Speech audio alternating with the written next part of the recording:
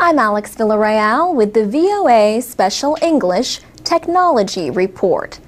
The world has almost 7 billion people. At least 2 billion are expected to be on the internet by January. New growth is mostly from developing countries. Yet only 21% of their population is online. A group called the World Wide Web Foundation is working to make the web more usable to more of the world. Tim Berners-Lee is the British computer scientist who invented the World Wide Web.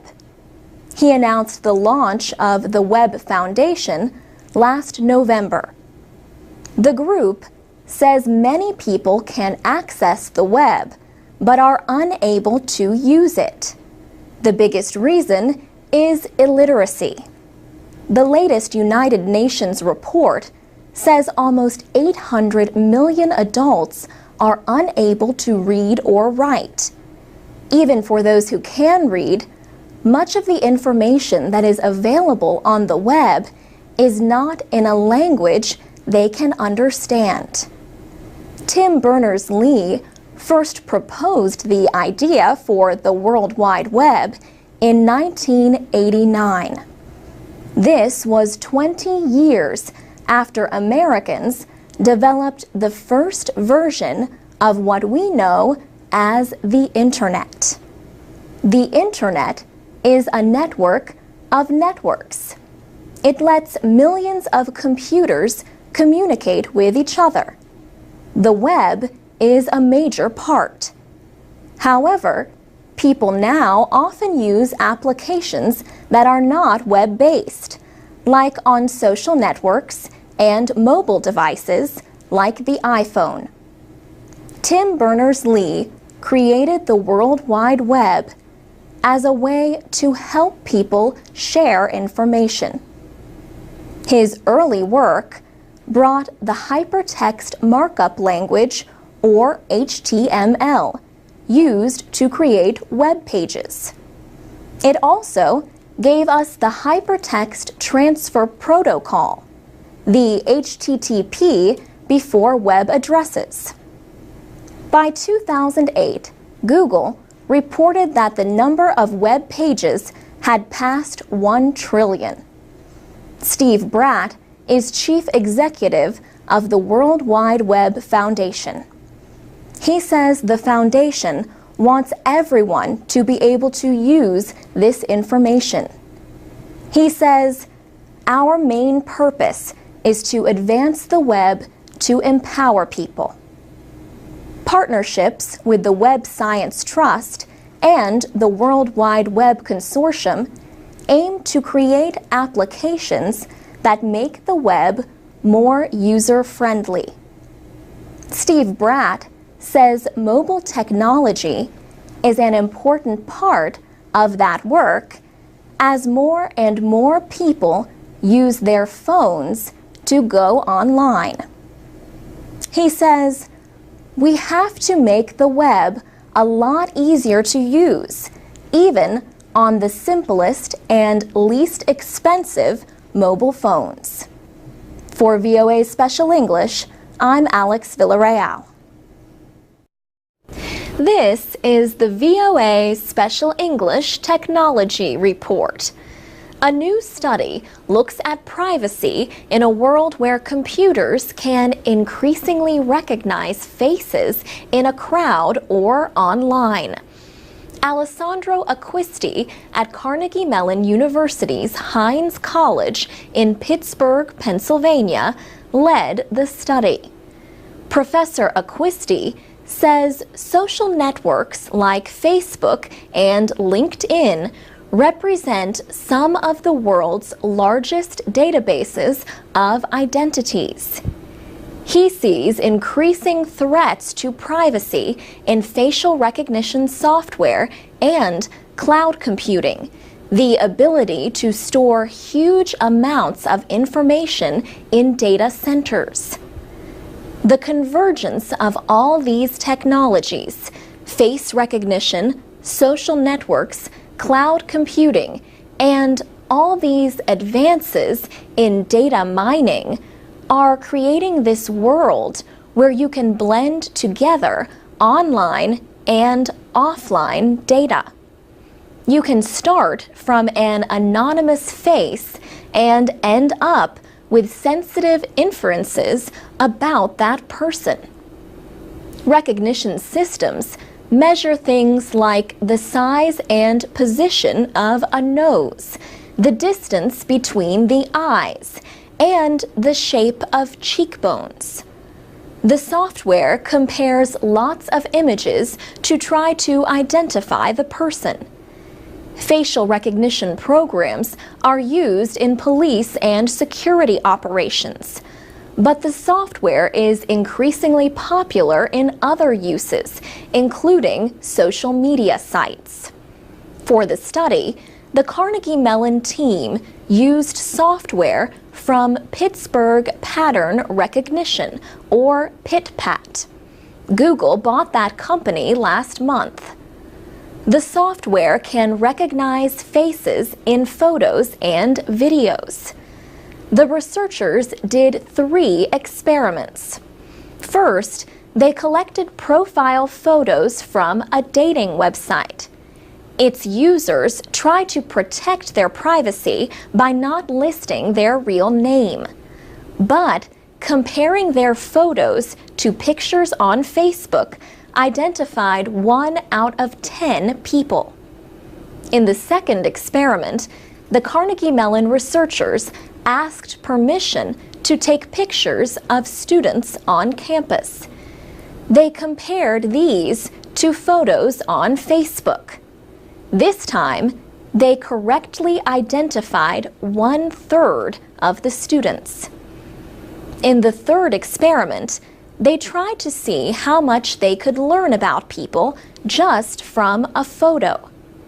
They found not only names, but birth dates, personal interests, and even locations when people listed them. And Professor Acquisti says face recognizers keep improving. In June, Facebook launched a facial recognition system to help users tag or list the names of people in photos.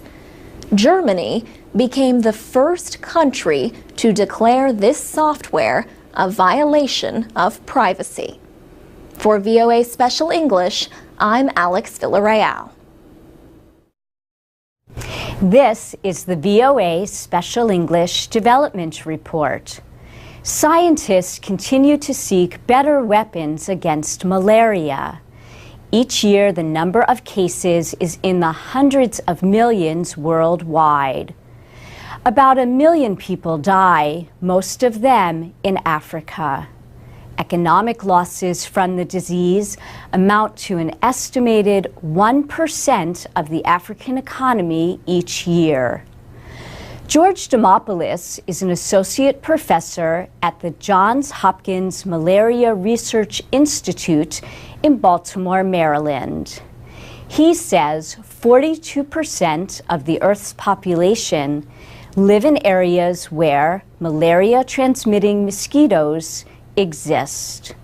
All of these people are at risk of being infected with malaria. He says the sad thing is that the majority of people who are killed by malaria are children. This is because their immune systems are not strong enough to fight the infection. Malaria is caused by a parasite called Plasmodium. The organism is injected into people through the bite of infected mosquitoes. Malaria can be treated, but in many areas, the parasites have become resistant to different drugs. George Demopoulos and his team are studying ways to make mosquitoes resist infection by the parasite. There are hundreds of kinds of mosquitoes in the world.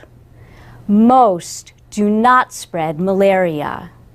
Some have immune systems that kill Plasmodium. He says researchers are interested in the immune reactions that are responsible for killing the malaria parasite.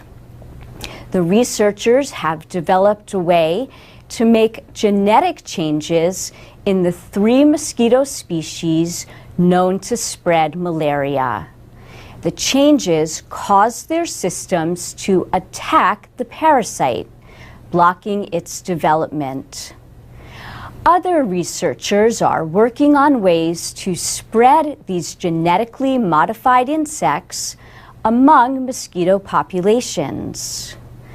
Professor Demopoulos says there is still a long way to go, but current malaria research is highly promising.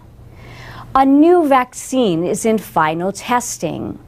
So far, it has proven effective at preventing the disease in half of those vaccinated, which is more than ever before. And at the Malaria Institute at Macha in Zambia, researchers are developing an easier way to identify malaria. The test uses saliva instead of blood to diagnose the infection. Current efforts in malaria control are mainly based on the use of insecticide sprays and treated bed nets. But George Demopoulos says malaria needs to be attacked with drugs, vaccines, and bed nets, and with whatever researchers can develop. And that's the VOA Special English Development Report. I'm Alex Villarreal with the VOA Special English Technology Report. An organization called the World Future Society publishes a yearly report about how technology, the economy, and society are influencing the world. Tim Mack heads the World Future Society. He says medicine is one area of growth. Mr. Mack says the fields of nanotechnology, biotechnology, and information technology are working together to create new ways to help patients. These include better ways to provide medicine and identify disease without invasive operations. Mr. Mack also says developments in artificial intelligence could lead to a future where disabled patients could be cared for by a voice-activated robot. The World Future Society also publishes the Futurist magazine. Every year, it examines developments in technology and other areas to predict the future. The magazine released the top 10 predictions from the Outlook 2011 report. Several of the predictions dealt with technology. The report said internet search engines will soon include both text and spoken results. It said television broadcasts and other recordings could be gathered using programs developed by the Fraunhofer Institute for Intelligent Analysis. Outlook 2011 also examined refuse collection. It said industrial nations will send much more waste to developing countries. This will cause protests in those countries. In about 15 years, developing countries will stop accepting foreign waste. This will force industrial nations to develop better waste-to-energy programs and recycling technologies. The report also had a prediction about education. It said young people use technologies for socializing as well as working and learning. So they solve problems more as teams instead of competing. In this way, Social networking is supporting different kinds of learning outside the classroom. The World Future Society also predicts that robots will be able to carry out mental commands from human beings. Scientists have shown that individuals can type by using their brains without physically touching computer keyboards. In the near future, experts say brain emailing and tweeting will become more common. For VOA Special English, I'm Alex Villarreal. You can find scripts and audio of our programs at voaspecialenglish.com. We are also on Facebook and Twitter at VOA Learning English.